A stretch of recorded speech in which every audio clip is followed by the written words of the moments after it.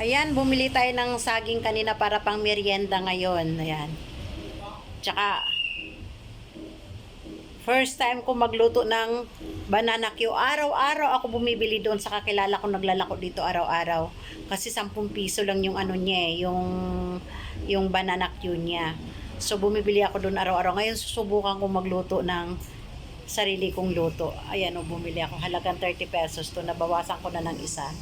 So, una-una natin gawin, syempre, babalatan natin siya.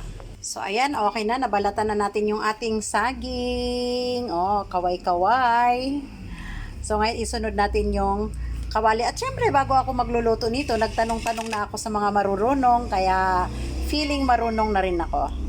So, ayan na yung aking haring kawali. At ito na rin yung aking haring mantika. So, ayan, pagka uminit yan, ilalagay natin na yung mantika. At pag uminit ang mantika, ilagay natin ang saging. Pagkatapos halu-haluin na daw, haluin. Pagka okay na daw yung saging, lagyan na daw ng asukal at haluin lang daw ng haluin hanggang sa lumapit ng asukal at meron na daw akong masarap na banana Q.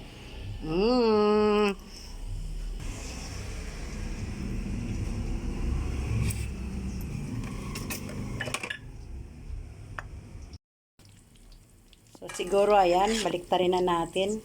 Isa-isahin ko muna siguro siyang baliktarin bago haluin para sigurado akong luto pati yung kabilang pisngi ng saging. Baka kasi kung halu-haluin ko na kaagad ng ganun-ganun lang, baka mamaya yung kabilang pisngi ng saging hilaw. Kasi may nakain din ako dito na hilaw yung loob ng saging. Yung iba naman nila, sinasaing nila bago nila inaanuhan sa asukal, pero hindi masarap. Nakatikim na rin ako. Hindi siya masarap. Mas masarap talaga yung ganito. Yung hilaw siya na yung mantika ang magluluto sa saging. So ayan na. Ayan, ito na yung ating saging. Parang iba yung aura ni Kuya Aum. Na Inlove na inlove kami.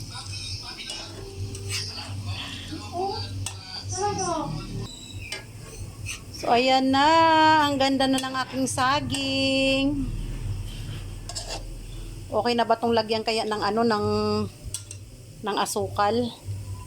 Ayan o, kasi medyo tutong na ngayon, asukalan na natin. Iwan ko kung tama ba to. Ang dami kasing asukal kaya binawasan ko ng ang daming asukal, ang daming mantika kaya binawasan ko ng mantika. Ngayon lalagyan ko na siya ng asukal. So ayan na, nilagyan ko na siya ng asukal. Tapos anuhin lang daw, halo-haluin lang daw para halata halata na magaling. Oh, see mo? Sabi ko sa inyo eh. Oh, di ba? Mamaya siguro yan. Magiging okay din yan. Sa sunod na bukas ko ng kamera, kailangan okay na siya. So, ayan, okay na yung aking saging. Patayin na natin yung Kinuntian ko lang siya ng asukal. Hindi ganun kadami yung asukal. Pero, okay na siya sa tingin ko. Wow! Sarap pala ng saging banana Q. Kunti lang ang asukal na inano ko. Ayan. O, diba? Kaya ko pala magluto eh. Kaso lang, sobrang naman dami nito. Hindi kaya ito mapanis bukas. Napapanis bang banana Q? Papanis din ata no? Ayan, yung aking banana Q. Cute, cute, cute. Oy, malis ka dyan.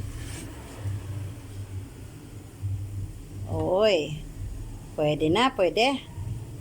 Oo. Pwede na.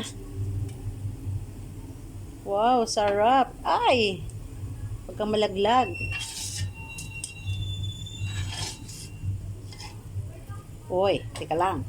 Ayan na yung aking banana Q. Kulang lang siya sa asukal pero okay na yan sa akin. Hindi ko siya gaano dinamihan. Hindi naman paninda pang kain yan syempre.